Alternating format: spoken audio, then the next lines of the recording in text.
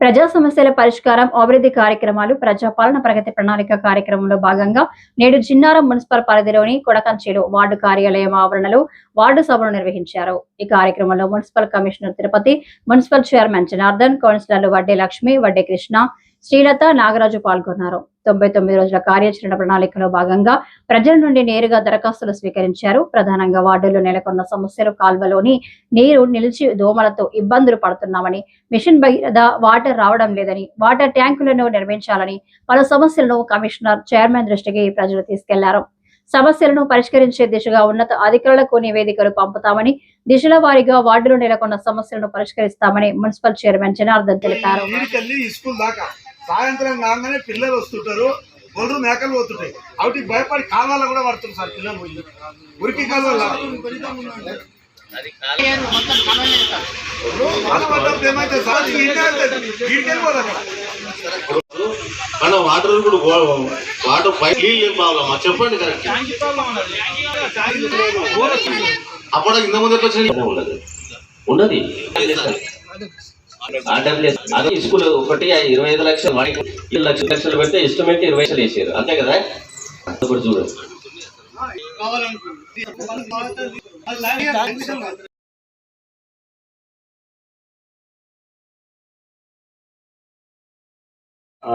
వాస్తవానికి చాలా మంది మీరు వైరాండి సార్ అంటారు. అంటే నేను గత 5 ఏళ్ళ నుంచి కమిషన్ చేస్తున్నా కదా, చాలా మంది చైర్మన్లు మీరు చూడండి సార్ అది మీ పరిధిలో ఉండొచ్చు అంటారు. ఫీల్డ్ లెవెల్లో తిరిగి ఎంబరివాడి గౌరవ చైర్మన్ గారు మనకి చాలా దిశానిర్దేశం చేస్తారు. ధన్యవాదాలు సార్. మీ వంతు కూడా మీరు విలేజ్ పై తిరిగిరు. మీ ప్రజలకు పాలన ప్రగతి ప్రణాళిక భాగంగా గ్రామ సభ నిర్వహించడం జరిగింది.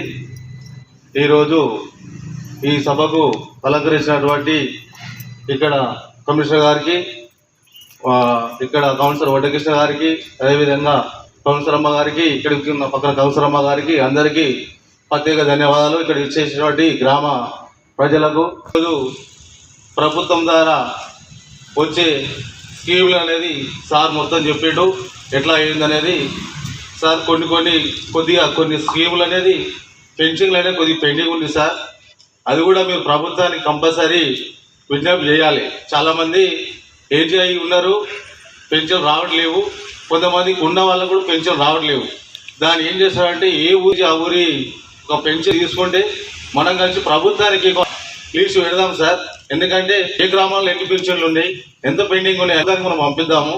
అదొకటి తీసుకోండి సార్. అదే కూడా ఇంతకుముందు గతంలో ఎకరా భూమికే కాబట్టి పూర్తిగా వేయాలని కూడా మనం కలెక్టర్ గారికి ఒక లెటర్ పెడదాము. రైతులు ఇబ్బంది పడుతున్నారు కాబట్టి ఆ సమస్య కూడా రాసుకొని కలెక్టర్ గారికి పెడదాము. ఎందుకంటే ప్రభుత్వం చెప్పినాన్ని మనం ఒక ప్రజల స్పందన తీసుకుపోయి కలెక్టర్ గారు పెడితే మన బాధ్యత వరకు మనం ఒక న్యాయం చేసే వాళ్ళం అవుతాం. కాబట్టి ఇంకేమైనా సమస్యలు ఉంటే ఇంతకుముందు చెత్తబండి రావట్లే అంటారు కాబట్టి కంపల్సరీ సార్ చెత్తబండి నింపాలి. మీరు కూడా కోఆపరేట్ చేయాలి. ఎందుకంటే ట్రాక్టర్ అనేది లోపల రాదు.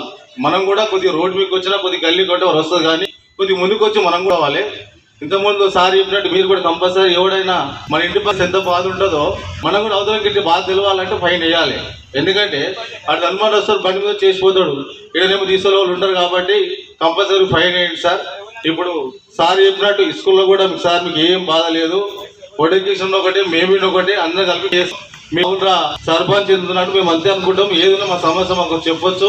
కమిషనర్ గారు కానీ మాకు కానీ కిషన్ చెప్పినా మాకు చెప్పినా మీకు సమస్య ఇమీడియట్ ఇస్తాం. మా సార్ ప్రయత్నం చేస్తాం, చేస్తాం. ఇంకేమున్నా సమస్యలున్నా చెప్పండి. మా దగ్గరికి జిన్నారం మున్సిపాలిటీ ఎప్పుడు మేము రెడీ ఉంటాం. ఏ సమస్య ఉన్నా రండి, మేము చేయడానికి సిద్ధం ఉన్నాం. ఇటువంటి కార్యక్రమాలు ఇంకా మొన్న ఇంకేమైనా ప్రాబ్లం ఉంటే